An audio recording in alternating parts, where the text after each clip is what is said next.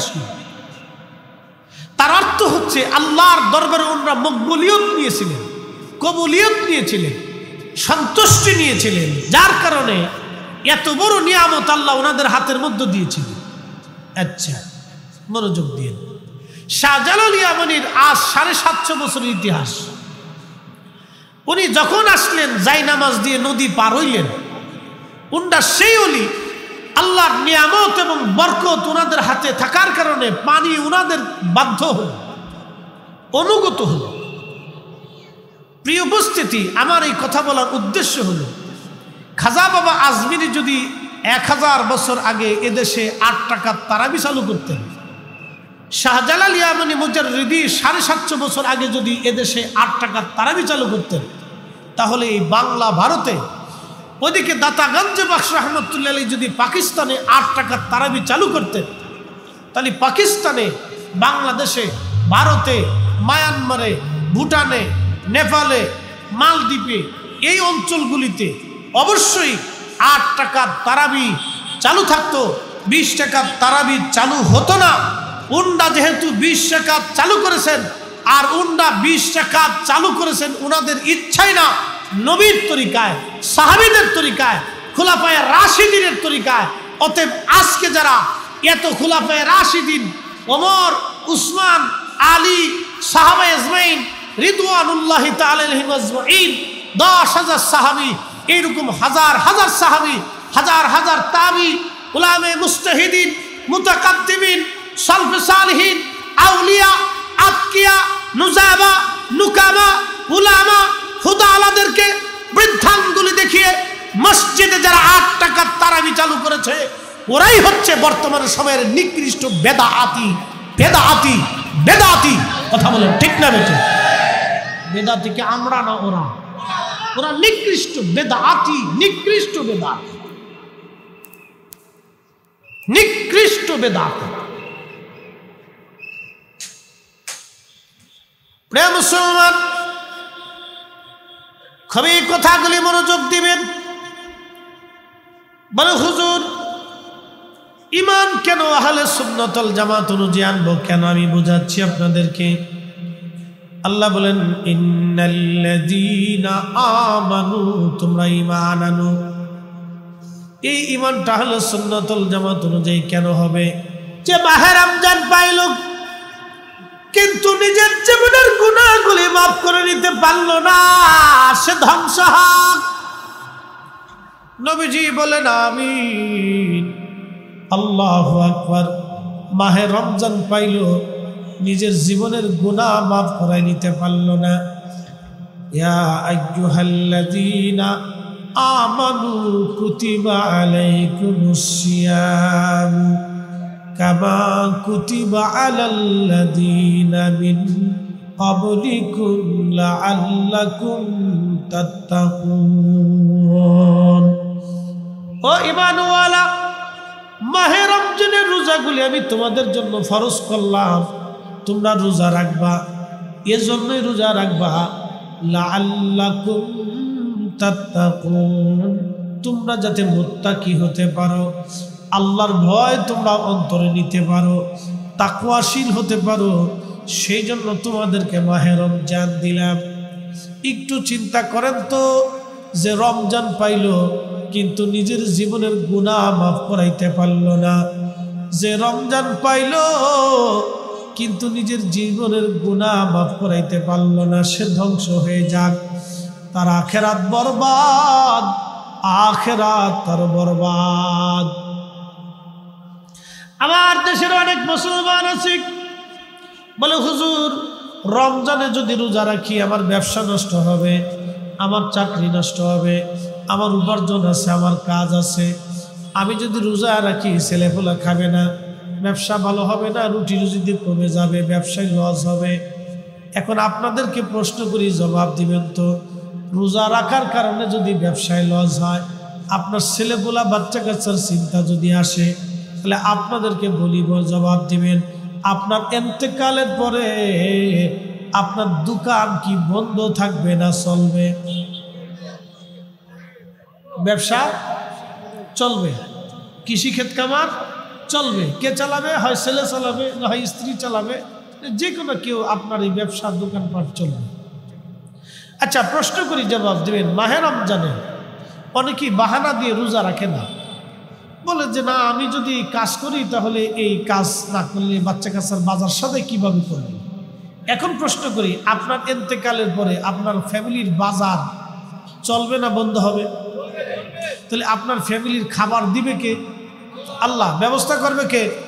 তাহলে আপনি থাকলেও আল্লাহ ব্যবস্থা করে, আপনি না থাকলেও আল্লাহ ব্যবস্থা করে। একটা কথা মনে রাখবেন, আপনার সন্তানের কি রিজিক আছে এই বাজেট কি আমরা করছি না আল্লাহ করছে? আপনার মেয়ের কি বাজেট আছে জীবনে, এই বাজেটটা কি আমরা করছি না আল্লাহ করছে? তাহলে আপনি থাকলেও ওই মেয়েটা আপনার যেটা আল্লাহ বাজেট করছে ওটা পাবে, আপনি না থাকলেও আপনার মেয়ে, আপনার স্ত্রী, আপনার সন্তানের বাজেট আল্লাহর কাছ থেকে আসবে। কথা ঠিক কিনা? বিশ্বাস আসেনি আপনাদের? যদি থাকে তাহলে মাহে রমজানের রোজা মিস করা যাবে? রোজা ছাড়া যাবে? অবশ্যই না। যে রমজান পাইলো কিন্তু নিজের জীবনের গুনাহ মাফ করাইতে পারলো না, আমার নবী বলছে সে ধ্বংস হয়ে যাক, তার আখিরাত বরবাদ। কত কঠিন কথা। ইন্নাল্লাযীনা কাফারু মিন আহলিল কিতাবি ওয়াল মুশরিকিনা ফি নারি জাহান্নাম ফি নারি জাহান্নাম খালিদিনা ফিহা। কথাটা বুঝবেন। ইন্নাল্লাযীনা কাফারু, নিশ্চয়ই যারা আল্লাহকে অস্বীকার করছে, আখিরাতকে অস্বীকার করছে, পরকালকে অস্বীকার করছে, ফেরেশতাকে অস্বীকার করছে, আল্লাহর আইনকে অস্বীকার করছে, নবী রাসূলদেরকে অস্বীকার করছে। মিন আহলিল কিতাব, এবং আহলে কিতাব খ্রিস্টান, ইয়াহুদ, আল মুশরিকিন, মূর্তি পূজা, গাছ পূজা, মাছ পূজা, পাথর পূজা, এই সমস্ত শিরকিতে যারা লিপ্ত, ফি নারি জাহান্নাম খালিদিনা ফিহা, তারা ওই জাহান্নামের ভিতরে চিরদিন অবস্থান করবে, কোনোদিন ওই জাহান্নাম থেকে তারা আর কখনো বের হইতে পারবে না। কোনোদিন ওই জাহান্নাম থেকে আর তারা বের হইতে পারবে না, চিরদিন তারা জাহান্নামে অবস্থান করতে থাকবে, যেটা শুরু হবে আর কোনোদিন শেষ হবে না। আপনি ভাবতেই আপনার শরীরের শিহরি উঠবে, পশম দাঁড়িয়ে যাবে। কি করে সম্ভব? আহা আবাদুন আবাদা, চিরদিন এক জীবনের জন্য আজকে আমাদের এই মসজিদের কমিটির একজন সদস্য তিনি চলে গেলেন, চিরদিন আখিরাতের জন্য তিনি আজকে চলে গেলেন, আর কখনো সে ফিরে আসবে না। আগামী দিন আমাদের পালা, আগামী মুহূর্তটা আমাদের পালা, আগামী সময়টা আমাদের পালা, আগামী মুহূর্তটা আমাদের জন্য পালা হয়ে আসতেছে। প্রিয় চম্পকনগরবাসী, কুমিল্লাবাসী, খুবই মনোযোগ দিয়ে কথাগুলি শুনবেন। এরপরে আল্লাহ পাক আরেকটা সুসংবাদ আমাদেরকে দিয়ে বলেন, ইন্নাল্লাযীনা আমানু ওয়া আমিলুস সালিহাতি উলাইকা হুম খায়রুল বারিয়া। নিশ্চয় ইমানে আমলে, অ্যাটেনশন, ইমানে আমলে, ইমানে আমলে যারা পাকা হয়ে কবরে চলে যাবে, আমার মালিক আমার আল্লাহ বলতেছেন, জাযাউহুম ইনদা রাব্বিহিম জান্নাতু আদনিন তাজরি মিন তাহতিহাল আনহার।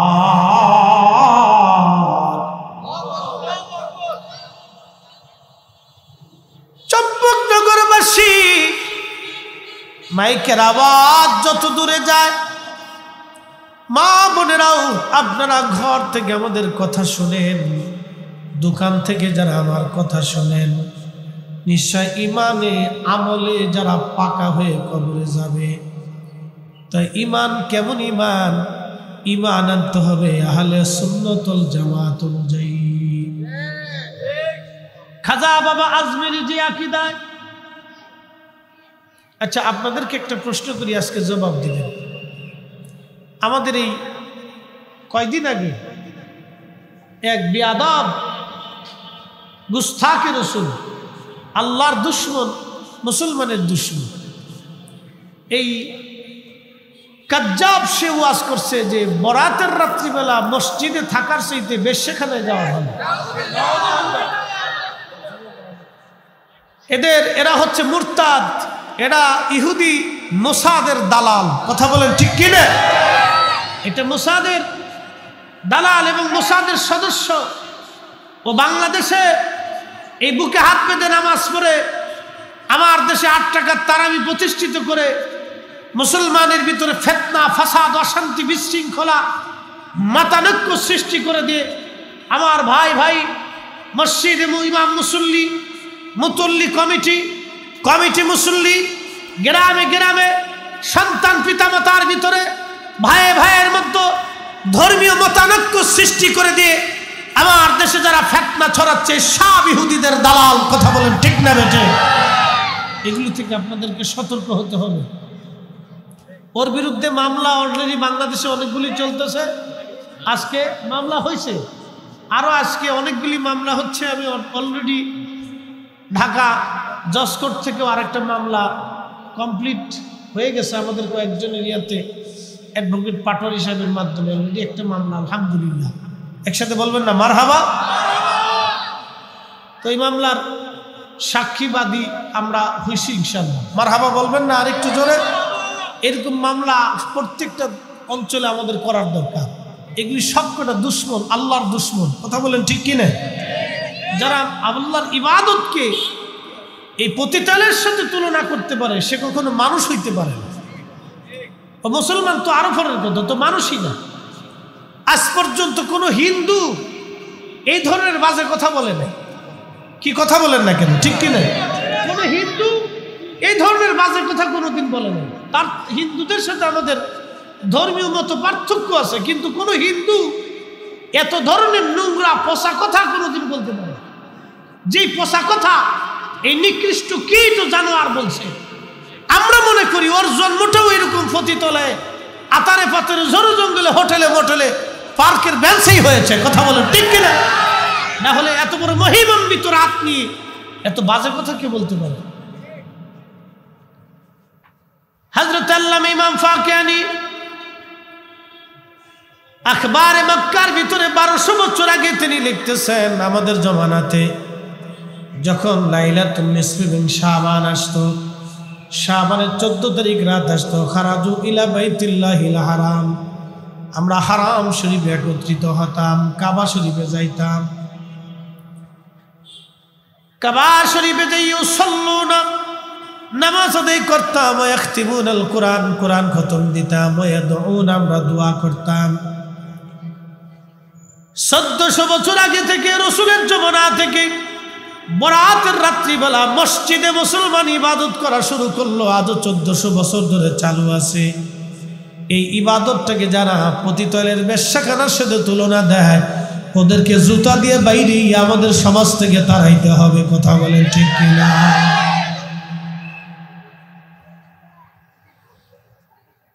প্রিয় মুসলমান, ওরা বেদাতি। ওরা কি? সতর্ক করাটা আমাদের জন্য দায়িত্ব। ওরা বেদাতি। বেদাতি কিন্তু আমরা না, বেদাতি ওরা। কিভাবে আমি আপনাকে ব্যাখ্যা করে বুঝাচ্ছি। এই যে আল্লাহ বলছে ইন্নাল্লাযীনা আমানু, নিশ্চয়ই যারা ঈমানদার, ও আমিলুস সলিহাত, এবং নেক আমল করছে, উলাইকা হুম খায়রুল বারিয়া, तमाम সৃষ্টির মধ্যে তারা সেরা। একসাথে বলবেন না মারহাবা? সৃষ্টির মধ্যে তারা কি সেরা? কোরআন বলতেছে তারা সেরা, আমি বলিনি। সৃষ্টির মধ্যে তারা উত্তম। সৃষ্টির মধ্যে তারা উত্তম। কথাটা বুঝবেন, কোন বেদাতিকে কি আল্লাহ ওলি বানায়? আমার দিকে তাকাবেন, কোন বেদাতি নাফরমানকে কি আল্লাহ ওলি বানায়? কোন শিরকি এই কোন ব্যক্তিরে কি আল্লাহ ওলি বানায়? আমার রাসূল করিম সাল্লাল্লাহু আলাইহি সাল্লাম কি কোন বেদাতির সাথে স্বপ্ন দেখা দেয়? দেয় না, দেয় নাই, আর কোনদিন দিবে না। এই কথাটা মনে রাখবেন। আল্লাহর নবী সাচ্চা ইমানদারের সাথে রাসূল করিম সাল্লাল্লাহু আলাইহি সাল্লাম দেখা দেন। পাক্কা ইমানওয়ালার সাথে নবীজি স্বপ্ন দেখা দেন। এখন প্রশ্ন, ওরা যারা আজকে 8 টাকার তারাবি বানাইল, খাজা বাবা আজমিরি আজ থেকে 1000 বছর আগে এদেশে আসছে, কথা ঠিক কিনা? ওনার ইতিহাস 1000 বছরের ইতিহাস। মনোযোগ দিয়ে, খাজা বাবা আজমিরি তিনি সেই ওলি যিনি একটা লুটার ভিতরে সমস্ত আনা সাগরের পানিকে একটা লুটার ভিতরে এনে তিনি দেখাইছিলেন, আনা সাগরটাকে তিনি খালি করেছিলেন। তিনি সেই ওলি যিনি আল্লাহকে সন্তুষ্ট করার জন্য আনা সাগরের পানি একটা লুটার ভিতরে আসলো। তার অর্থ হচ্ছে আল্লাহর দরবারে ওনারা মকবুলিয়ত নিয়েছিলেন, কবুলিয়ত নিয়েছিলেন, সন্তুষ্টি নিয়েছিলেন, যার কারণে এত বড় নিয়ামত আল্লাহ ওনাদের হাতের মধ্যে দিয়েছিলেন। আচ্ছা, মনোযোগ দিয়ে, শাহজালাল ইয়ামানির আজ 750 বছরের ইতিহাস। উনি যখন আসলেন জায়নামাজ দিয়ে নদী পার হইলেন, উনারা সেই ওলি আল্লাহর নিয়ামত এবং বরকত ওনাদের হাতে থাকার কারণে পানি ওনাদের বাধ্য হল, অনুগত হল। প্রিয় উপস্থিতি, আমার এই কথা বলার উদ্দেশ্য হলো, খাজা বাবা আজমিরি যদি 1000 বছর আগে এদেশে 8 টাকার তারাবি চালু করতেন, শাহজালাল ইয়ামানি মুজাররিদি 750 বছর আগে যদি এদেশে 8 টাকার তারাবি চালু করতেন, তাহলে এই বাংলা ভারতে, ওইদিকে দাতাগঞ্জে বাক্স রহমতুল্লাহ আলাইহি যদি পাকিস্তানে 8 টাকার তারাবি চালু করতেন, তাহলে পাকিস্তানে, বাংলাদেশে, ভারতে, মায়ানমারে, ভুটানে, নেপালে, মালদ্বীপে, এই অঞ্চলগুলিতে অবশ্যই 8 টাকার তারাবি চালু থাকতো। 20 টাকার তারাবি চালু হতো না। উন্ডা যেহেতু 20 টাকা চালু করেছেন, আর উন্ডা 20 টাকা চালু করেছেন ওনাদের ইচ্ছাই না, নবীর তরিকায়, সাহাবীদের তরিকায়, খুলাফায়ে রাশিদিনের তরিকায়। অতএব আজকে যারা এত খুলাফায়ে রাশিদিন, ওমর, উসমান, আলী, সাহাবা আজমাইন রিদওয়ানুল্লাহি তাআলা আলাইহিম আজমাইন, 10,000 সাহাবী, এইরকম হাজার হাজার সাহাবী, হাজার হাজার তাবি, উলামে মুস্তাহিদিন, মুতাকাদ্দিমিন, সালফে সালিহিন, আউলিয়া, আতকিয়া, নুজাবা, নুকাবা, উলামা, ফুদালাদেরকে বৃদ্ধাঙ্গুলি দেখিয়ে মসজিদে যারা 8 টাকার তারাবি চালু করেছে, ওরাই হচ্ছে বর্তমান সময়ের নিকৃষ্ট বেদাতি, বেদাতি, বেদাতি। কথা বলেন ঠিক না বেঠিক? বেদাতিকে আমরা না, ওরা, ওরা নিকৃষ্ট বেদাতি, নিকৃষ্ট বেদাতি, নিকৃষ্ট বেদাতি। প্রিয় মুসলমান, খুবই কথাগুলি মনোযোগ দিবেন। বলে হুজুর, ইমান কেন আহলে সুন্নাত ওয়াল জামাত অনুযায়ী আনবো কেন? আমি বোঝাচ্ছি আপনাদেরকে। আল্লাহ বলেন, ইন্নাল্লাযীনা আমানু, তোমরা ঈমান আনো। এই ঈমানটা আহলে সুন্নাত ওয়াল জামাত অনুযায়ী কেন হবে? কোরআন বলতেছে, ইয়াউমা তাবিয়াদ্দু উজুহুন ওয়া তাসওয়াদ্দু উজুহুন ফাআম্মাল্লাযীনা সুওয়াদ্দাত উজুহুহুম। আল্লাহ পাক বললেন, কিয়ামতের ময়দানে একদল মানুষের চেহারা থাকবে উজ্জ্বল, দেখলে তারা বোঝা যাবে আল্লাহর জান্নাতি, নূরের মিম্বরে, নূরের চেহারায়, আরশে মুআল্লার নিচে তারা বসে থাকবে। ওই মেশরের মাঠে সেই দিন আল্লাহর আরশে মুআল্লার ছায়া ছাড়া আর কোনো ছায়া থাকবে না। আল্লাহর আশ্রয় ছাড়া সেই দিন আর কোনো আশ্রয় হবে না। হাউজে কাউসারের পানি ছাড়া আর কোনো পানি সেই দিন থাকবে না।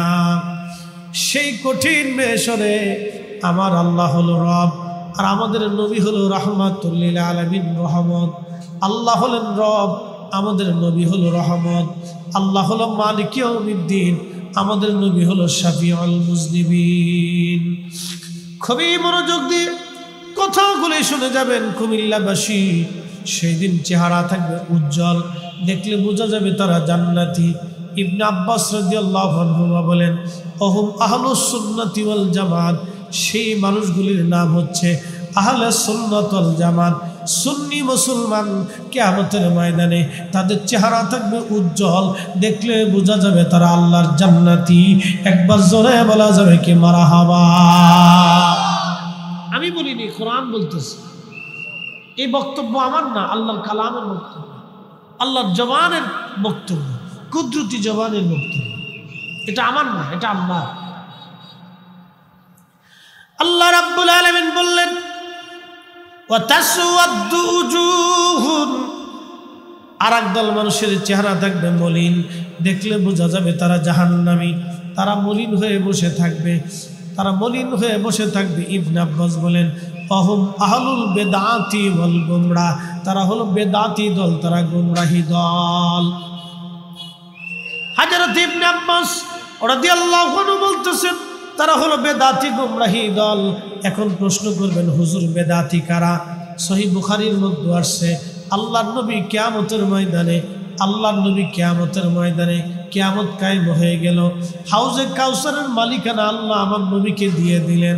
আল্লাহর নবী হাউজে কাউসারের পানি পান করাইতে থাকবেন। এক পেয়ালা পানি যখন একজন বান্দাকে পান করানো হবে, জান্নাতে যাওয়ার আগ পর্যন্ত ওই কিয়ামতের ময়দানে তার পানির পিপাসার কথা আর মনে থাকবে না। একবার জোরে বলা যাবে আল্লাহু আকবার। এই হাউজে কাউসারের পানি যে নবীজি যখন ডেকে ডেকে ডেকে ডেকে ডেকে ডেকে পান করাবে, ঠিক তখনই একদল মানুষ দৌড়াইয়া আল্লাহর নবীর দিকে আসতে যাবে। এমন সময় মাঝখানে পর্দা পড়ে যাবে। আল্লাহর নবী বলেন, উম্মতি উম্মতিরা, আমার উম্মত, আমার উম্মত।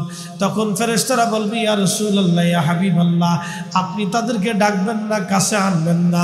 তারা আপনার ইন্তেকালের পরে নতুন নতুন মতবাদ চালু করেছিল, নতুন নতুন মতবাদ তারা চালু করে দিয়েছিল।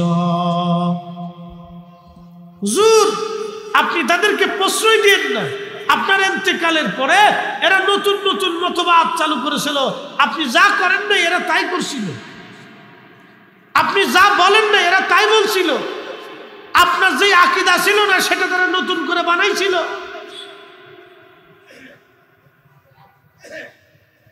এখন আপনাদেরকে প্রশ্ন করি, একটা নিকৃষ্ট বেদাতের উদাহরণ একটা দিয়ে যায়, ভালো করে বুঝবেন। হযরত ওমর রাদিয়াল্লাহু আনহু কার ছাত্র? নবীজির ছাত্র। কথা ঠিক কিনা? সাহাবীরা কার ছাত্র? আল্লাহ রসুলের ছাত্র। আর আল্লাহ কার ছাত্র? নবীজি কার ছাত্র?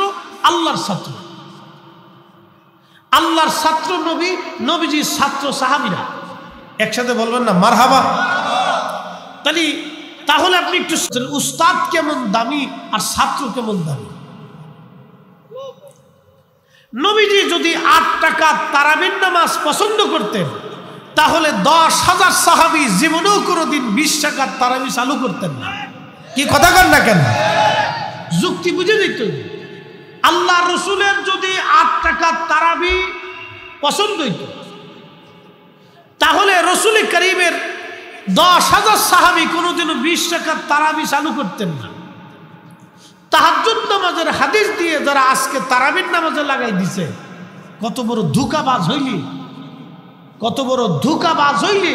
তাহাজ্জুদ নামাজের হাদিসকে তারাবির সংক্রান্ত আলোচনার ভিতরে ঢুকাই দিয়া এই উম্মতকে আজকে জাহান্নামের রাস্তা দেখাইয়া নিকৃষ্ট বেদাতি বানাই দিছে। তাহলে বেদাতি কি আমরা না হেরা? কথা বলতে হবে, আমরা না হেরা? এই বুঝে যাওয়াটা জরুরি। হাউজে কাউসারের পানি তো আপনি চাবেন, কিয়ামতের ময়দানে তো আল্লাহর সামনে দাঁড়াবেন, নাকি দাঁড়াবেন না? অবশ্যই তো দাঁড়াইতে হবে। হাসরের মাঠে এখানে বাঁশি পোয়েন না,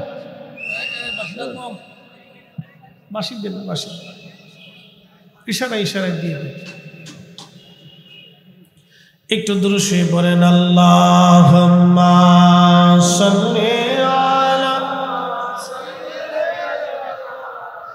মাওলানা মুহাম্মাদু আলা আলি সাইয়্যিদিনা মাওলানা মুহাম্মদ। খুবই মনোযোগ দিয়ে কুমিল্লার মুসলমান, কথাগুলি বুঝে যাওয়াটা আমাদের জন্য অত্যন্ত জরুরি। তাহলে কিয়ামতের ময়দানে এই সমস্ত নিকৃষ্ট বেদাতি যারা ইসলামের মধ্যে নতুন নতুন মতবাদ চালু করে দিল, এই নতুন নতুন ফেরকা যারা চালু করে দিল, এই কিয়ামতের ময়দানে আল্লাহ নবীর সামনে তারা আসামি হয়ে দাঁড়ায় যাবে। হাউজে কাউসারের পানি তাদের নসিব হবে না। কথা বলেন ঠিক কিনা? প্রিয় উপস্থিতি, ওই কিয়ামতের ময়দানে তাদের চেহারা থাকবে মলিন। আল্লাহ পাক জিজ্ঞেস করবেন, কি ব্যাপার? ফাআম্মাল্লাযীনা সুওয়াদ্দাত উজুহুহুম, আরে আমার বান্দারা, তোমাদের চেহারা আজকে মলিন কেন? কি জন্য তোমরা আজকে বসে আছো? আকাফারতুম বাদা ঈমানিকুম, তোমরা ঈমান আনার পরে বেঈমান হয়ে গেছো। ঈমান আনার পরে তোমরা বেঈমান হয়েছো। ঈমান আনার পরে তোমরা বেঈমান হয়েছিলা। ফাযুকুল আযাবা বিমা কুনতুম তাকফুরুন, তোমরা আজকে জাহান্নামে চলিয়া যাও। আজকে আর জান্নাতে তোমাদের কোনো জায়গা হবে না, তোমরা জাহান্নামে চলে যাও। তোমরা ঈমান আনার পরে বেঈমান হয়েছিলা। এই যারা 8 টাকার তারাবি আজকে বানাই দিল, আপনি একটু চিন্তা পরিসংখ্যান আপনাদের বোঝাই দিয়ে যাই। 8 টাকার তারাবি বানাইলো, 12 রাকাত তারাবি চুরি হয়ে গেল। মনোযোগ দিয়ে আপনারা, 12 রাকাত নামাজ প্রত্যেক রাত্রিবেলা মাহে রমজান থেকে চলে গেল। তাহলে 30 রমজানে কয়টা তারাবি গেল? 30টা তারাবি 12 রাকাত করে যদি আপনি হিসাব করেন, 3 × 12 = 36, 360 টাকাত। 360 টাকাত নামাজ তাদের চলে গেল। কিয়ামত পর্যন্ত যদি আপনি আর কাঁদেন, বলেন এই 360 রাকাত নামাজ আর কোনোদিন আপনি ফিরে পাবেন? কথা বলেন, পাওয়া যাবে? তাহলে আপনার জীবনে একবারে সর্বনাশ করে দিবে। এমন সর্বনাশ করে দিছে যে সর্বনাশের খেসারত আপনি আর কোনোদিন উঠাইতে পারবেন না। বিরাট বড় সর্বনাশ করে দিলাম। আর আল্লাহ রাসূল মিম্বার মুবারকে কদম রাখলেন, নবীজি বলেন আমিন। দ্বিতীয়বার মিম্বার মুবারকে কদম রাখলেন, আবার বলেন আমিন। তৃতীয়বার মিম্বারে কদম রাখলেন, নবী বলেন আমিন। সাহাবীরা বলেন, হুজুর বুঝলাম না বিষয়টা। 3 বার আপনি মিম্বারে কদম রাখলেন, 3 বারে আপনি আমিন বললেন, বিষয় বুঝলাম না। আল্লাহ নবী বললেন, সাহাবীরা রে, প্রথম মিম্বারে যখন কদম রাখছি তখন জিবরাইল আমিন এসে বললেন, ইয়া রাসূলুল্লাহ, আপনি নবীজির নাম মুবারক যে শুনল কিন্তু দুরূদ শরীফ পড়ল না, সে ধ্বংস হয়ে যান। প্রিয় নবীজি, আপনার নাম মুবারক শুনলো কিন্তু দুরূদ শরীফ পড়ল না, সে ধ্বংস হয়ে যান। তখন আমি কবুল করে বললাম আমিন। হা, তার আখিরাত বরবাদ হবে। যে নবীজির নাম শোনার পরে দুরূদ শরীফ পড়বে না, তার আখিরাত বড় বরবাদ হয়ে যাবে, আখিরাত বরবাদ হয়ে যাবে। 2 নম্বরে আল্লাহ রাসূল বললেন, ও আমার উম্মতেরা রে, তোমরা শোনো। আল্লাহর জিবরাইল এসে বললেন, ইয়া রাসূলুল্লাহ, যে মাহে রমজান পাইল অথচ মাহে রমজানের হক আদায় করে নিতে পারল না, সে ধ্বংস হোক। জীবনের গুনাহ মাফ করে দিতে পারল না, সে ধ্বংস হয়ে যান।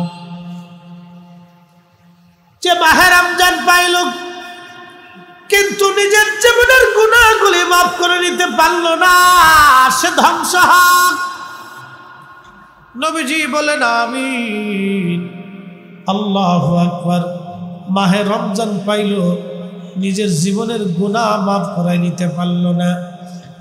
ইয়া আইয়ুহাল্লাযীনা আমানু কুতিবা আলাইকুমুস সিয়াম কামা কুতিবা আলাল্লাযীনা মিন قبلكم لعلكم تتقون ও ঈমানওয়ালা মাহে রমজানের রোজাগুলি আমি তোমাদের জন্য ফরজ করলাম তোমরা রোজা রাখবা এজন্যই রোজা রাখবা লাআল্লাকুম তাত্তাকুন তোমরা যাতে মুত্তাকি হতে পারো আল্লাহর ভয় তোমরা অন্তরে নিতে পারো তাকওয়াশীল হতে পারো সেই জন্য তোমাদেরকে মাহে রমজান দিলাম একটু চিন্তা করেন তো যে রমজান পাইলো কিন্তু নিজের জীবনের গুনাহ মাফ করাইতে পারলো না যে রমজান পাইলো কিন্তু নিজের জীবনের গুনাহ মাফ করাইতে পারলো না সে ধ্বংস হয়ে যাক তার আখিরাত বরবাদ আখিরাত তার বরবাদ আমার দেশের অনেক মুসলমান আছে বলে হুজুর রমজানে যদি রোজা রাখি আমার ব্যবসা নষ্ট হবে আমার চাকরি নষ্ট হবে আমার উপার্জন আছে আমার কাজ আছে আমি যদি রোজা রাখি ছেলেপোলা খাবে না ব্যবসা ভালো হবে না রুটি রুজিতে কমে যাবে ব্যবসায় লস হবে এখন আপনাদেরকে প্রশ্ন করি জবাব দিবেন তো রোজা রাখার কারণে যদি ব্যবসায় লস হয় আপনার ছেলেপোলা বাচ্চা কাচ্চার চিন্তা যদি আসে তাহলে আপনাদেরকে বলিব জবাব দিবেন আপনার ইন্তেকালের পরে আপনার দোকান কি বন্ধ থাকবে না চলবে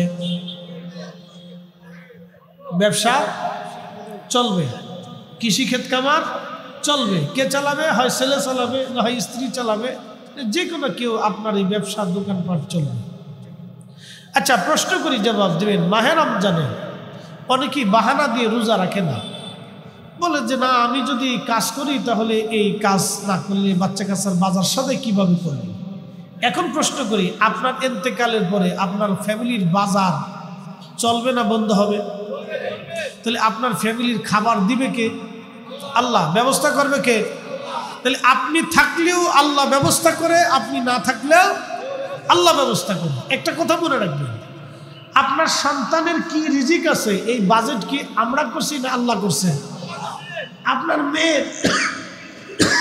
আপনার মেয়ের কি বাজেট আছে জীবনে এই বাজেটটা কি আমরা করছি না আল্লাহ করছে তাহলে আপনি থাকলেও ওই মেয়েটা আপনার যেটা আল্লাহ বাজেট করছে ওটা পাবে আপনি না থাকলেও আপনার মেয়ে আপনার স্ত্রী আপনার সন্তানের বাজেট আল্লাহর কাছ থেকে আসবে কথা ঠিক কিনা বিশ্বাস আসেনি আপনাদের যদি থাকে তাহলে মাহে রমজানের রোজা মিস করা যাবে রোজা ছাড়া যাবে অবশ্যই না যে রমজান পাইলো কিন্তু নিজের জীবনের গুনাহ মাফ করাইতে পারলো না আমার নবী বলছে সে ধ্বংস হয়ে যাক তার আখিরাত বরবাদ কত কঠিন কথা প্রিয় উপস্থিতি এই যে মাহে রমজান আমাদের মধ্যে আসতেছে এই মাহে রমজানে হচ্ছে নেকির মৌসুম যতদূর সম্ভব অধিক পরিমাণে নেকি করবেন বলে হুজুর কেন মাহে রমজানে একটা নফল ইবাদত করা আর অন্য মাসে একটা ফরজ ইবাদত করার সমান একবার জোরে বলা যাবে কি সুবহানাল্লাহ কথা মনে বুঝেন নাই আবার বুঝাই এই রাস্তা তো গাড়ির বিরাট প্রকট শব্দ আচ্ছা আবার বুঝাই ওয়াজ হচ্ছে নিরিবিলি নীরব না হলে ওয়াজ খুব কষ্ট হয় তারপরে ওটা রাস্তা কিছু করার নাই আমার ভাইরা তারপরে তো মসজিদের আঙ্গিনায় মসজিদটা অনেক সুন্দর পরিবেশটাও খুব চমৎকার একবারে রাস্তার সাথে জায়গা দীর্ঘ অর্থাৎ কয়েকশো বছরের পরিকল্পনা নিয়ে মসজিদের জায়গা ম্যাপ করা এটা শহরীয় অনুযায়ী হিসেবে যে ভবিষ্যতে যদি এই শহরে কোটি মানুষের বাস আসে তারপরে এই মসজিদ সংকলন যথেষ্ট হবে একবার ঈদগাহ দিয়ে বিরাট বড় একটা প্ল্যাটফর্ম করে রাখা হচ্ছে আলহামদুলিল্লাহ সব জায়গায় এরকম পরিবেশ নেই পরিবেশটা খুব সুন্দর কিন্তু রাস্তার পাশে এখানে কারো হাত নেই তো কথা আমাদেরকে মনোযোগ দিয়ে শুনতে হবে খুব মনোযোগ দিন মাহে রমজানে একটা নফল ইবাদত করা আর অন্য মাসে একটা ফরজ ইবাদতের সমান একসাথে বলবেন না সুবহানাল্লাহ মাহে রমজানে একটা ফরজ ইবাদত করা অন্য মাসে 70টা ফরজ ইবাদতের সমান আর একটু জোরে, আরো জোরে। মাহে রমজানে আপনি কোন রোজাদারকে যদি ইফতার করান, তার রোজা হোক বা না হোক, আপনার আমল নামায় একটা কবুল রোজার নেকি আল্লাহ লিখে দেবে। তাহলে চিন্তা করেন কি দাম। কিন্তু ইফতার করানো ফরজ না, ইফতার করানো ফরজ না। এই যে শুনে যান, আমি মাঝে মধ্যেই কথাটা বলে থাকি, আমাদের দেশের অনেক ধনীরা আছেন, ঢাকাতে দেখবেন, বড় বড় শহরে রমজান আসলে বাংলাদেশ থেকে কত হাজার মানুষ যে মক্কা মদিনায় যায় তার হিসাব নেই। আমি একটা পরিসংখ্যান আজকে দিতেছি, বুঝে যান। মক্কা মদিনায় যাওয়া নিষেধ না, আল্লাহর বান্দা মক্কায় যাবে, মদিনায় কাটাবে, এতেকাফ করবে, মক্কায় রোজা রাখবে, মক্কায় নামাজ পড়বে, মদিনাতে নামাজ পড়বে। এটা ভাগ্য, ভালো, খারাপ না, এটা অনেক নেকির কাজ, অনেক উত্তম কাজ। কেন? মক্কায় 1 রাকাত নামাজ পড়লে 1 লক্ষ রাকাতের সওয়াব, আর মাহে রমজান আসলে আরো 70 গুণ 700 গুণ। আল্লাহ রাসূল বলেছেন অগণিত, কোনো হিসাব নাই। একসাথে করবেন আল্লাহু আকবার। আপনি অন্য মাসে 1 টাকা দান করলে 700 গুণ পর্যন্ত বৃদ্ধি হবে, কিন্তু মাহে রমজানে 1 টাকা দান করলে আল্লাহ যে কি পরিমাণে দিবে সেটা আল্লাহই জানে। আর একটু জোরে বলবেন না সুবহানাল্লাহ। তাহলে মাহে রমজান হচ্ছে নেকের মৌসুম। কেউ যদি মাহে রমজান পাওয়ার পরে নিজের জীবনের গুনাহ মাফ করাইতে পারলো না, তার মতো বদনসিব আল্লাহর দুনিয়াতে আর কেউ নাই। কথা কোন ঠিক কি না? তো মনোযোগ দিয়ে আমি মাহে রমজানের কথা বলতেছি। এই যে মাহে রমজান আসার পরে আমার দেশের হাজার হাজার ধনী ব্যক্তিরা মক্কা মদিনায় যায় সময় কাটায়। কেউ ইতিকাফ করবে, কেউ আপনার মক্কায় নামাজ পড়বে, কেউ মদিনায় নামাজ পড়বে, কেউ উমরা করবে। যাক, কোনো নিষেধ নাই, এটা বান্দার ইচ্ছা, আমাদের এতে কোনো আপত্তি নাই। তার অর্থ আছে, বিত্ত আছে, সে যাবে। কিন্তু আমার প্রশ্ন হলো, এই মাহে রমজানে আমার বাংলাদেশে হাজার হাজার দরিদ্র পীড়িত মানুষ আছে, যারা টাকার অভাবে ভালো ইফতার করতে পারে না। বাবা, কোনো রকম একটু মুড়ি দিয়া, একটু আখের গুড় দিয়া শরবত বানাইয়া, অথবা একবারে সামান্য কিছু খাবার দিয়া, লেটকা খেজুর, লেটকা খেজুর তো বুঝছেন, যেটা সৌদি আরব থেকে বাংলাদেশে ওরা আমাদের জন্য হাদিয়া জাকাত পাঠায়, আমাদের জন্য এগুলি গিফট পাঠায়, অথবা আমাদের জন্য সদকা পাঠায়। এগুলি আমাদের দেশের কিছু কিছু অসাধু ব্যবসায়ীরা আর কিছু অসাধু লোকেরা এগুলি বিক্রি করে দিয়ে দেয় লেটকা খেজুর। এই লেটকা খেজুর দিয়ে আমার দেশের কত বৃদ্ধা মা তারা ইফতার করতেছে, আমার দেশের কত বৃদ্ধ বাবা ইফতার করে, তারা ভালো কোনো ইফতার পায় না। আপনি আল্লাহ পাওয়ার জন্য মক্কায় গেলেন, নবী পাওয়ার জন্য মদিনায় গেলেন, আল্লাহ পাওয়ার জন্য মাহে রমজানে মক্কায় যায় 5 লক্ষ টাকা খরচা করলেন, কিন্তু 1 লক্ষ টাকার গরিব মানুষের জন্য ইফতারি বরাদ্দ করতে পারলেন না। এমন আল্লাহ তালাশ করলে আল্লাহ পাওয়া যাবে না। আবার বুঝেই, মক্কা মদিনাতে যাইয়া ধনী ব্যক্তি 5 লক্ষ টাকা খরচা করছে, কিসের জন্য? আল্লাহ পাওয়ার জন্য। 1 রাকাত নামাজে 1 লক্ষ রাকাতের সওয়াব। যাক, অসুবিধা নেই, আমাদের আপত্তি নেই, সে প্রত্যেক বছরে যাক, আমাদের কোনো আপত্তি নেই। আল্লাহর বান্দা যাবে মক্কা মদিনার মহব্বত বেশি করে যাক, কিন্তু যাওয়ার আগে তার উচিত হলো তার প্রতিবেশী, গ্রামবাসী, আত্মীয় স্বজন, অথবা এলাকার মানুষ, অথবা যদি এলাকায় না থাকে অন্য এলাকা, হত দরিদ্র পীড়িত কিছু গরিব মানুষ আছে, কিছু মা আছে, কিছু অভাবী মানুষ আছে, কিছু মধ্যবিত্ত আছে। দেখবেন যে তার মনে হবে মধ্যবিত্ত, কিন্তু অর্থনৈতিকভাবে খুব অসুবিধার মধ্যে পড়ে গেছে। কথা কেন আছে না? ভালো ইফতার তাদের পছন্দ হয়, কিছু খাইতে মন চায়। কিছু মা আছে, কিছু বৃদ্ধ বাবা আছে, কিছু গরিব ছেলে আছে, সারাদিন পরিশ্রম করে 500 টাকা রুজি করে, তো তারও বাচ্চা কাচ্চা আছে। বৃদ্ধ মারে কি খাওয়াবে, বৃদ্ধ বাবারে কি ইফতার করাবে? তো আমাদের উচিত হলো এরকম দরিদ্র মানুষ দেখা তাদের ঘরের ভিতরে যে মাহে রমজানে কিছু ইফতার পৌঁছাই দেওয়া। ওই যে আল্লাহর বান্দা মক্কা পাওয়ার জন্য, মক্কায় আল্লাহ পাওয়ার জন্য, মদিনায় আল্লাহ পাওয়ার জন্য, রসুলকে খুশি করার জন্য সে মদিনায় গেল, নবীর মসজিদে 40 ওয়াক্ত নামাজের নিয়ত করলো, রসুলের মসজিদে সে সময় কাটাইলো, ইফতার করলো। কিন্তু আমার দেশে এই 5 লক্ষ টাকা, 3 লক্ষ টাকা, 2 লক্ষ টাকা, 2.5 লক্ষ টাকা সে খরচা করলো এক ওমরাতে, মক্কা মদিনাতে সময় কাটাইলো।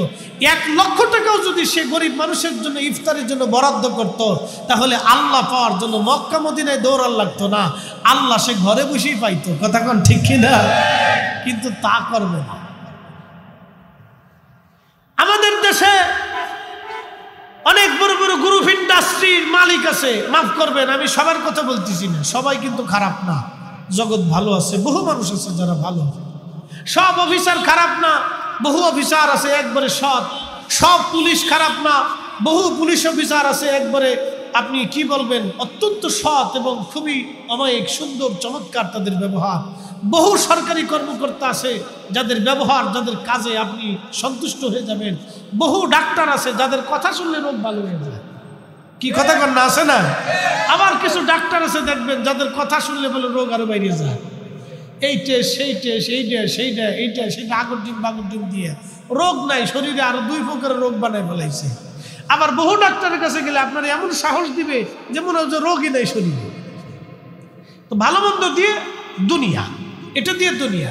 আমার দেশের বহু ধনী ব্যক্তি আছে যারা বড় বড় ইন্ডাস্ট্রি গ্রুপের মালিক, হাজার হাজার শত শত কোটি টাকা। এই কুমিল্লাতে আপনি একটা কনসার্ট দেন, নর্তকী এনে নাচান এই কুমিল্লা স্টেডিয়ামে, দেখবেন কুমিল্লার লক্ষ লক্ষ যুবক ওই কনসার্ট দেখার জন্য, ওই নর্তকীর নাচ দেখার জন্য চলে গেছে। কথা কি খারাপ কইছি?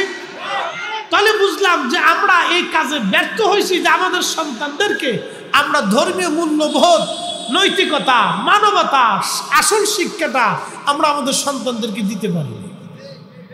আমরা এখানে ব্যর্থ হয়েছি। তাহলে এই যে মাহে রমজান আসতেছে, বলে কি জন্য আসতেছে? আল্লাহ বলেন লাআল্লাকুম তাত্তাকুন, তোমরা যাতে মুত্তাকি হও, তোমরা যাতে আল্লাহ বলা হও, তোমাদের অন্তরে যাতে আল্লাহর ভয় আসে, আমি সেই জন্য মাহে রমজান দিছি। বলে মাহে রমজান কেন? ধনী ব্যক্তি যারা কোনোদিনও ক্ষুধার যন্ত্রণা কি বুঝতে পারে না, এমনও ব্যক্তি আছে ক্ষুধা কি জিনিসও জানে না। আমাদের দেশের ছেলেরা অনেক আছে ক্ষুধার অভাব কি সে জানে না। এই ছেলেরা যদি ক্ষুধার অভাব না বুঝে, আল্লাহ পাক এই জন্য মাহে রমজান দিয়ে দিলেন। ও বান্দারে, ক্ষুধার অভাবটা, তৃষ্ণার অভাবটা কি তুমি যাতে বুঝো, সেই জন্য আমার রব, আমার মালিক মাহে রমজান দিয়ে দিলেন। মাহে রমজান আমার আল্লাহ পাক দিয়ে দিলেন। মাহে রমজান দিলেন যাতে ধনী ক্ষুধার অভাব কি বুঝতে পারে। সহিহ মুসলিমের ভিতরে হাদিসে কারিমাতে আসছে, আল্লাহ পাক কিয়ামতের ময়দানে ডাক দিবে, ও বান্দা আমি ক্ষুধার্ত ছিলাম, তুমি আমারে খাবার দাও নাই। আল্লাহর বান্দা বলবে, রব বলো কি? তুমি তো নিজেই রাজ্জাক, নিজেই দেনেওয়ালা, তুমি আবার কখন ক্ষুধার্ত ছিলা? আল্লাহ ডাক দিয়ে বলবে, বান্দারে তোমার প্রতিবেশী, তোমার আত্মীয়, তোমার স্বজন ক্ষুধার্ত ছিল, তুমি যদি সেই দিন তারে খাবার খাওয়াইতা, তার বাড়িতে খাবার পৌঁছাইতা, তাহলে আমি আল্লাহর সেই দিন খাবার খাওয়া হয়ে যাইতো। একবার জোরে বলা যাবে কি সুবহানাল্লাহ? কি বুঝলেন আপনি? আল্লাহ রসুল সহিহ মুসলিমের ভিতরে বললেন, ও আমার উম্মত, কিয়ামতের ময়দানে আল্লাহ ডাক দিবে, বান্দা আমি তৃষ্ণার্ত ছিলাম, তুমি আমারে পানি দাও নাই। আল্লাহর বান্দা বলবে, রব বলো কি? তুমি আবার তৃষ্ণার্ত কেমনে ছিলা? তুমি তো রব, তুমি তো নিজেই রাজ্জাক, তুমি কি করে তৃষ্ণার্ত হও? আল্লাহ ডাক দিবেন, বান্দারে তোমার প্রতিবেশী, তোমার আত্মীয় ক্ষুধার্ত ছিল, তৃষ্ণার্ত ছিল, অভাবী ছিল। আগে তো মধ্যপ্রাচ্যে অথবা আরবে পানির খুব সংকট ছিল, এই জন্য হাদিসটা পানির উপরে আসছে। তারপরও আমরা এটাকে ক্ষুধার দিকে যদি নিয়ে যাই, তোমার প্রতিবেশী ক্ষুধার্ত ছিল, অভাবী ছিল, তুমি যদি তারে পানি পান করাইতা, তুমি তার ক্ষুধা নিবারণ করাইতা, আমি আল্লাহর সেই দিন তৃষ্ণা নিবারণ করা হয়ে যাইতো, আমি আল্লাহর ক্ষুধা নিবারণ করা হয়ে যাইতো। একবার আওয়াজ তুলে বলা যাবে কি সুবহানাল্লাহ? সেই জন্য আমি বলছি, অসুস্থ না এদিকে বসে একটু দূরে শুয়ে বলি আল্লাহুম্মা সাল্লি। হ্যাঁ এই যে এদিকে যদি একটু চেপে বসতে, আচ্ছা বসুন বসুন, একটু জায়গা দিয়ে জায়গাটা রাখে না। ওয়ালা আলি সাইয়্যিদিনা,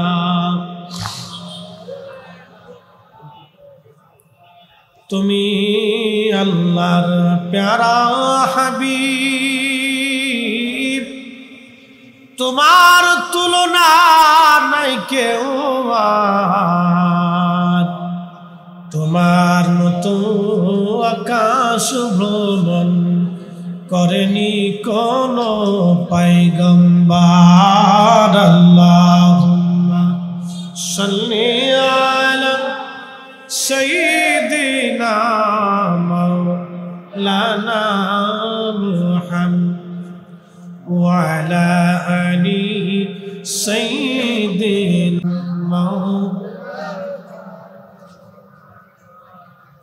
তাহলে হাদিস থেকে কি বুঝলাম? আমাদের উচিত আমরা আমাদের প্রতিবেশী আত্মীয় স্বজন যারা অভাবী দুস্থ ক্ষুধার্ত তাদের করে খাবার পাঠানো। ও কুমিল্লার মুসলমান কথা বুঝে যাবেন, আমরা অনেকেই অনেকভাবে অর্থ খরচ করি, কিন্তু আমরা আমাদের উচিত এই ক্ষুধার্ত মানুষের ঘরে খাবার দেওয়া। আল্লাহর নবী বলেন, উম্মত তোমরা তোমাদের বাড়িতে যখন তরকারি রান্না করো তখন ঝোল বাড়ায় দাও, তরকারি বেশি করে রান্না করো। বলি ইয়া রাসূলুল্লাহ, কেন তরকারিতে ঝোল বাড়াবো, কেন বেশি করে তরকারি রান্না করব? আল্লাহর নবী বললেন, তোমার তরকারিতে তোমার প্রতিবেশীরে তুমি অংশগ্রহণ করাও। আমি ছোটকালে আমার আব্বাজানকে দেখতাম, আব্বাজান বাটির ভিতরে করে কিছু তরকারি বাড়িতে গোশ ভালো কিছু রান্না করলে বলতো গ্রামের অমুক দাদার কাছে নিয়ে দিয়ে আসো, অমুক দাদার কাছে নিয়ে দিয়ে আসো। আব্বা শুধু নিজে খাইতেন না, মুরব্বী তার মুরব্বী যারা ছিলেন তাদেরকে খাবার দিতেন। এই যে আমাদের উচিত আমাদের প্রতিবেশী আত্মীয় স্বজন যারা আছে আমার খাবারের সাথে তাদেরকে অংশগ্রহণ করানো। আল্লাহর নবী এইগুলি কেন করতে বললেন? দুইটা কারণে। এক নম্বর হলো সম্প্রীতি বজায় রাখা, ভালোবাসা বজায় রাখা। আচ্ছা বলেন তো, আপনার প্রতিবেশীর ঘরে যদি আপনার বাড়ি থেকে তরকারি যায় তাহলে সম্পর্ক কি বাড়ে না কমে? বাড়ে। যাতে প্রতিবেশীরা মিলেমিশে থাকে, ঝগড়া ফাসাদ না করে, সেই জন্য আল্লাহ রাসূল বলেন তোমার তরকারি থেকে তোমার প্রতিবেশীর তরকারি দাও, তোমার খাবার থেকে তোমার প্রতিবেশীর খাবার দাও। আর দরিদ্র হলে তো কোনো কথাই নাই, তাকে তো দিতেই হবে। একটা কথা মনে রাখবেন, আল্লাহ আপনারা যদি রিজিক দেয় তাহলে গরিব মানুষকে কিন্তু আল্লাহ আপনার দিকে এই রুজু করায়, রুজু করায়, আল্লাহ পরীক্ষা করে। আমি তো বান্দারে দিছিলাম, বান্দা দেখি আমার দেয় কিনা। এটা কিন্তু পরীক্ষা, এটা পরীক্ষা। আল্লাযী খালাকাল মাউত, মৃত্যু সৃষ্টি করছি। আজকে মসজিদ কমিটির এই দাতা, জমিদাতা সদস্যদের ভিতরে একজন চলে গেলেন, কবরে চলে গেলেন। আল্লাহ কিন্তু পরীক্ষা করার জন্য মৃত্যু দিছে, ওয়াল হায়াত, জীবন দিছে, লিয়াবলুয়াকুম, পরীক্ষা করব, আইয়ুকুম আহসানু আমালা, কে ভালো কাজ করো দুনিয়াতে আমি আল্লাহ সেটা দেখব। ভালো আমল কে করো আমি আল্লাহ সেটা তোমাকে দেখবো দুনিয়াতে। পরীক্ষা করার জন্য পাঠাইছি।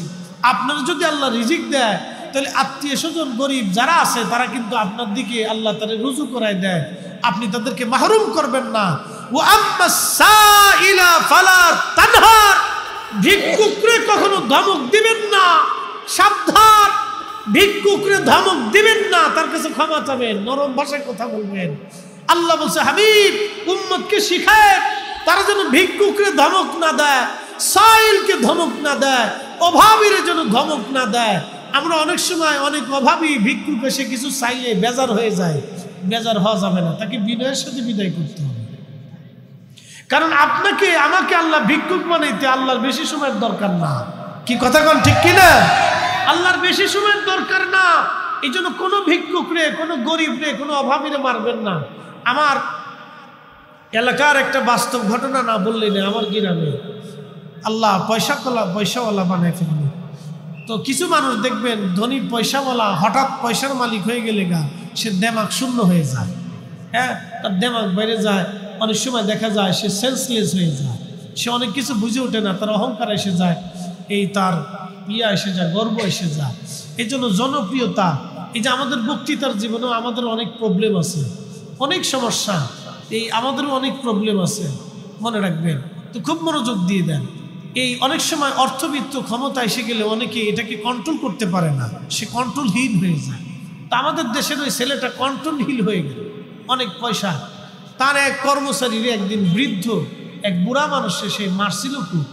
ও বৃদ্ধটা এই বদদোয়া করছিল, আল্লাহর কসম করে বলতেছি 7 দিনও যায়নি, 7 দিনও পার হয়নি, দুনিয়াতে তার আর বাঁচাইতে পারেনি। 7 দিনের ভিতরে জ্বর আসলো, 7 দিনই মরে গেল। তাজা ছেলেটা 7 দিনের ভিতরে শেষ। এই জন্য এগুলো খুব নিকৃষ্ট কাজ, জুলুম, অন্যায়, এগুলি করবেন না কখনো। আপনি যদি এই দরিদ্র ভিখারি আপনার কাছে আসে, তাহলে আপনি তাকে বিনয়ের সাথে বলবেন, বাবা রে আমার কাছে নাই এখন, বা এই আছে নিয়ে যান। কিছু না কিছু, সামান্য কিছু হলেও দিয়ে বিদায় করে দিবেন, সামান্য কিছু হলেও দিবেন, যতটুকু সম্ভব হলেও কিছু না কিছু দিয়ে আপনি গরিব অভাবী মিসকিনকে বিদায় দিবেন। খুব নরম ভাষায়, ধমক দিয়ে না, আল্লাহ কোরআনে নিষেধ করছে, ওয়া আম্মা সাইলা ফালা তানহার, তুমি ধমক দিও না। হাবিব উম্মতকে শিখান, উম্মত যাতে সাইলকে ধমক না দেয়, ভিখারিকে ধমক না দেয়। একসাথে বলবেন আল্লাহু আকবার। ইসলাম কত চমৎকার একটা জীবন ব্যবস্থা, আমাদের ধর্মটা কত সুন্দর, কত অমায়িক, কত সুন্দর জীবন আমাদেরকে আল্লাহ দিলেন। যে একটা ধমক, একজন কোটি শত হাজারো কোটি টাকার মালিক হলেও একজন ভিক্ষুককে ধমক দিতে আল্লাহ নিষেধ করে দিচ্ছে। আল্লাহু আকবার। না না, হয় না, আরো জোরে বলবেন আল্লাহু আকবার। তাহলে বলেন, আমার ধর্মের মতো এত সুন্দর জীবন ব্যবস্থা আর কোথাও আছে? কোথাও আছে? তাহলে আল্লাহর আইন আমাদেরকে মাইনে চলতে হবে, কথা কোন ঠিক কিনা? এই রমজান আসছে আমরা আল্লাহ মুত্তাকি বানানোর জন্য, তাকওয়াশীল বানানোর জন্য। আল্লাহর নবী বলেন, উম্মত তোমরা তোমাদের রোজাদার ভাইকে ইফতার করাও, একটা খেজুর দানা দিয়ে, খেজুর দিয়ে হলেও তুমি ইফতার করাও। সাহাবী বলেন, ইয়া রাসূলুল্লাহ, খেজুর খাওয়ানোর মতো অনেকের সামর্থ্য নাই, একটু চিন্তা করেন তো সেই দিন কত কঠিন ছিল। সাহাবীরা বলেন, ইয়া রাসূলুল্লাহ, আমাদের ভিতরে এমনও আছে যারা একজন রোজাদারকে একটা খেজুর দিয়ে ইফতার করাবে এমন সামর্থ্য নাই। আল্লাহর নবী বলেন, যদি তা না পারো তো অন্তত 1 পেয়ালা দুধ দিয়ে হলেও ইফতার করাও। সাহাবী বলেন, ইয়া রাসূলুল্লাহ, 1 পেয়ালা দুধ দিয়ে ইফতার করানোর মতো কোনো সামর্থ্য নাই। আল্লাহর নবী বলেন, উম্মত রে, যদি দুধও না পারো অন্তত 1 পেয়ালা পানি দিয়ে হলো তুমি তোমার রোজাদার ভাইকে ইফতার করাও। শোনেন, ইফতারিতে শুধু ধনীদেরকে অন্তর্ভুক্ত করবেন না, গরিবদেরকেও করবেন, গরিবদেরকে ডেকে ডেকে আনবেন। আমাদের দেশে অনেক সময় মসজিদে ইফতারির একটা ব্যবস্থা থাকে, আপনাদের হয় কিনা জানি না, যদি হয় তাহলে ভালো, আলহামদুলিল্লাহ। মতানৈক্য করবেন না, ঝগড়া ফাসাদ বাঁধাবেন না, বেশি বেশি দিবেন।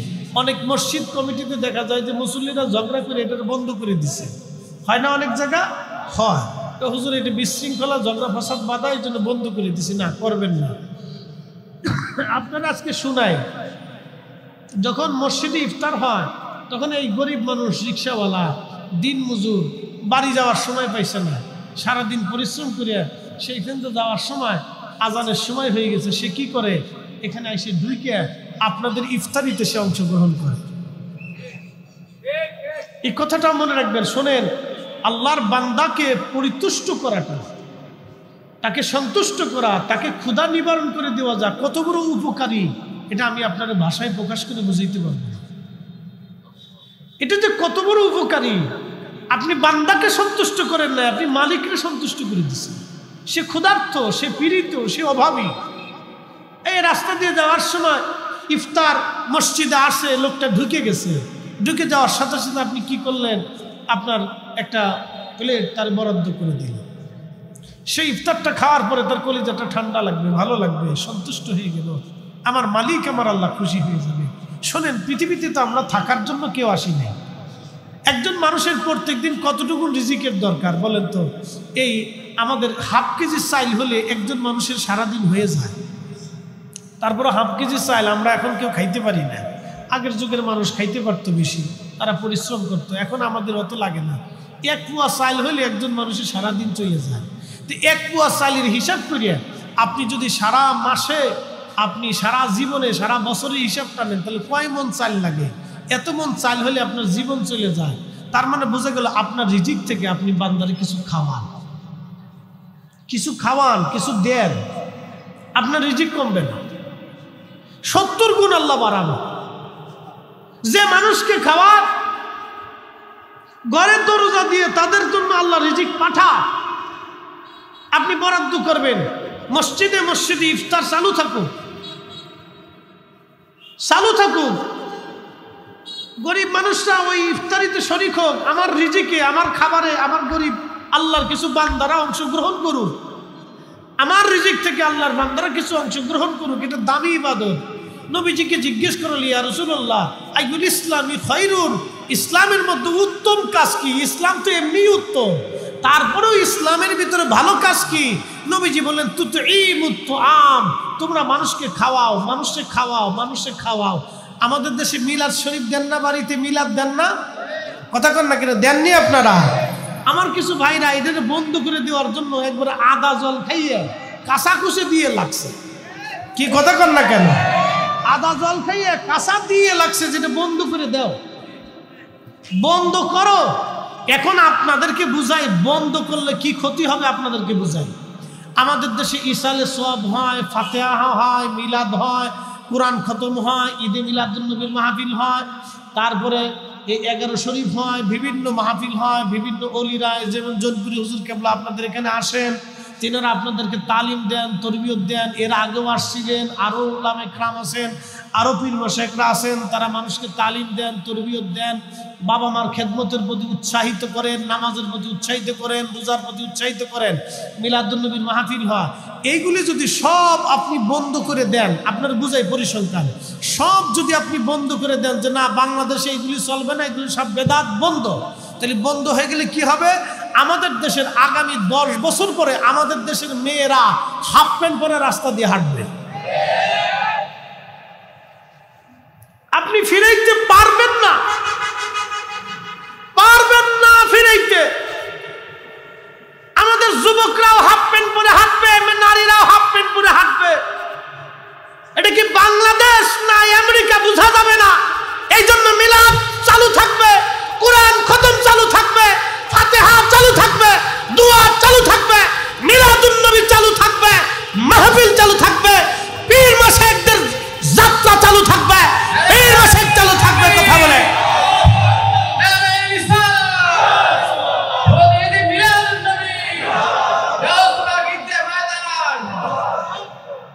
এগুলো চালু রাখতেই হবে।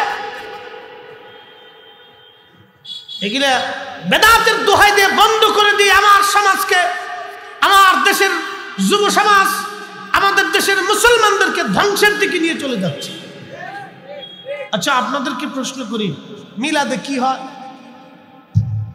সর্বপ্রথম কোরআন শরীফ তেলাওয়াত হয়, প্রত্যেক ঘরবে কয় নাকি?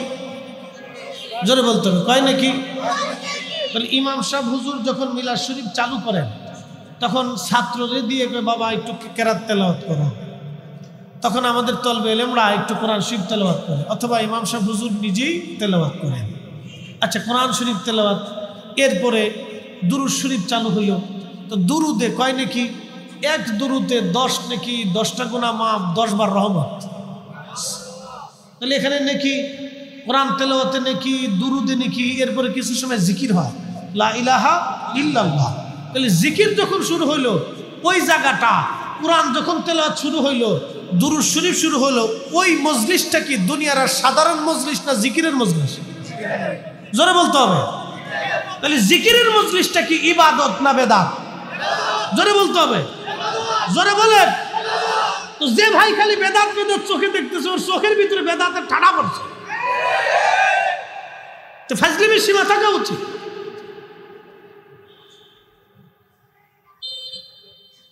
যেই মানুষগুলি, যেই যুবকগুলি আজকে আমাদের দেশের নর্তকী, আমি আগেও বলছি আবারও বলতেছি, কুমিল্লা স্টেডিয়ামে নর্তকী আনেন, এই কনসার্ট দেন, দেখবেন হাজার হাজার লক্ষ লক্ষ যুবক যুবতীরা ওইগুলো দেখার জন্য চলে গেছে। আপনি ঘরে ঘরে মিলাদ দেন, ঘরে ঘরে মিলাদ দেন, ইমাম সাহেব হুজুরদেরকে ডাকেন, কোরআন খতম দেন, দোয়া করান, দুরূদ শরীফ পড়ান। মিলাদ শরীফের সময় ইমাম সাহেব হুজুর খালি মিলাদ পড়ে না, কিছু নসিহত করে। কি কথা কন না কেন? কিছু নসিহত করে না? তাহলে 10 মিনিট নসিহত কাজে লাগবে। 10টা মিনিট জিকির বান্দারা করতেছে, ওই সময় দেখা যায় কিছু দুষ্টু ছেলে আছে, তারা চিন্তা করে আব্বা বাড়িতে মিলাদ দিছে, আমি যদি না থাকি তো কেমন হইব? তো ওই ছেলেটাও কি মিলাদে বসে, অজু টজু করে আইসে মিলাদে বসে ওই জিকিরে বসে। আচ্ছা বলেন, 10টা মিনিট জিকিরে বসলে তার অন্তরটা তো নরম হয় না? দুরূদ শরীফ বলে তার অন্তরটা নরম হয় না? দোয়ার ভিতরে যখন হাত তুলে তখন ইমাম সাহেব হুজুর তার দাদা দাদি বংশের মানুষ নিয়ে দোয়া করে, তখন ছেলেটা দেখা যায় যে তার দিলটা নরম হয়ে চোখ দিয়ে পানি এসে গেছে। এমনও তো হইতে পারে তার চিন্তা চেতনা মন মানসিকতা চেঞ্জ হইতে পারে না? হেদায়েতের মালিক কি আমরা? হেদায়েত করে কে?